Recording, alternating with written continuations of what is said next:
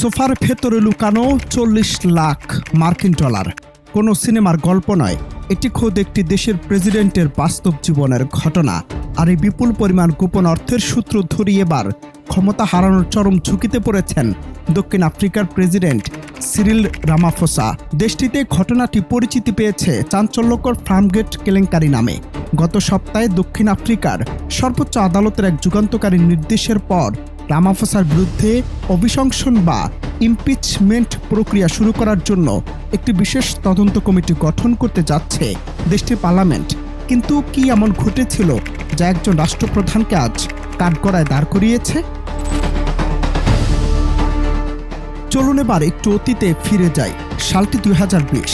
President রামাফোসার মালিকানাধীন বিলাসবহুল ফালাফালা বাগানবাড়িতে হানা দেয় চোরেরা। সেখান থেকে চুরি হয়ে যায় ৪০ লাখ মার্কিন ডলার বা কয়েক কোটি টাকার বৈদেশিক মুদ্রা। সবচেয়ে অবাক করার বিষয় হলো এই বিপুল পরিমাণ অর্থ কোনো সুরক্ষিত ভল্টে বা ব্যাংকে রাখা ছিল না, বরং তার সযত্নে লুকানো ছিল সাধারণ একটি সোফার ভেতরে। বিষয়টি সে সময় গোপন রাখা হলেও 2022 সাল নাগাদ এই খবর ফাঁস হয়ে গেলে দক্ষিণ আফ্রিকা জুড়ে তুমুল শোরগোল পড়ে যায়। শুরু হয় দেশ জুড়ে রাজনৈতিক অস্থিরতা ও তীব্র বিতর্ক।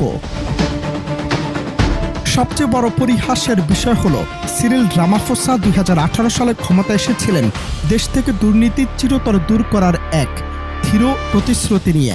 অথচ তার নিজের বাগানবাড়িতে হিসাব বহির্ভূত এত ডলার কোথা থেকে এলো তা নিয়ে তিনি কোনো সদুত্তর দিতে পারেননি। কেন তিনি এই অর্থের কথা আগে জানাননি? কেনই বা ব্যাংকে না রেখে আসবাবপত্রের ভেতরে লুকিয়ে রেখেছিলেন? বিরোধীদের অভিযোগ এই অর্থের উৎস মোটেও বৈধ নয় এবং কেলেঙ্কারিটি থামাচাপা দিতে প্রেসিডেন্ট নিজের রাষ্ট্রীয় ক্ষমতার চরম অপব্যবহার করেছেন। সাধারণ মানুষের মনেও জন্ম নিয়েছে হাজারো প্রশ্ন।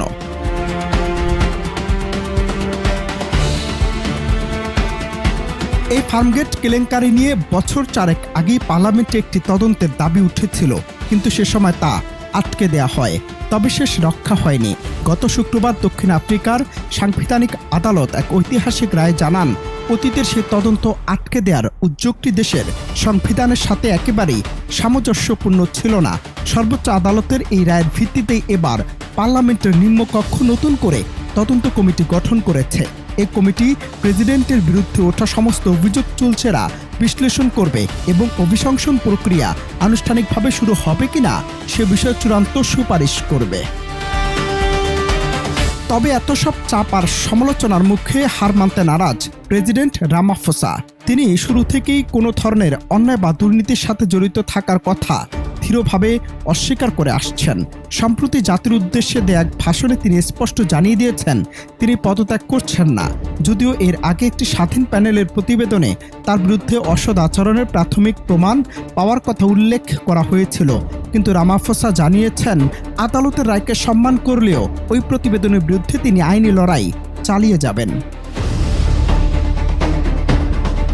এখন রাজনৈতিক বিশ্লেষকদের মনে সবচেয়ে বড় প্রশ্ন, তদন্ত কমিটি যদি রামাফোসার বিরুদ্ধে নেতিবাচক কিছু খুঁজে পায়, সত্যি কি তাকে ক্ষমতাচ্যুত করা সম্ভব হবে?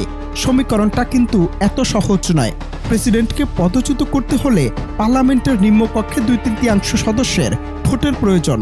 ক্ষমতাসীন আফ্রিকান ন্যাশনাল কংগ্রেস ANC 2024 সালে তাদের একক সংখ্যাগরিষ্ঠতা হারালেও পার্লামেন্টে তারা এখনও 1/3 বেশি আসন নিয়ে নিজেদের দখলে রেখেছে।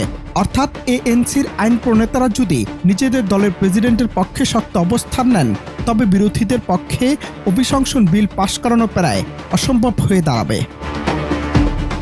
তবে অভিশংসনের অঙ্কে প্রেসিডেন্ট রামাফোসা হয়তো টিকে যেতে পারেন, কিন্তু ফার্মগেট কেলেঙ্কারি তার দুর্নীতি বিরোধী ভাবমূর্তিকে এক বিশাল কালির দাগ লাগিয়ে দিয়েছে। তা সহজে মোছার নয়। আগামী কয়েক মাস পার্লামেন্টের এই তদন্ত কমিটির দিকে শুধু দক্ষিণ আফ্রিকা নয়, নজর থাকবে পুরো বিশ্বের। অনন্ত হাসান মাসুদ, বাংলা টিভি।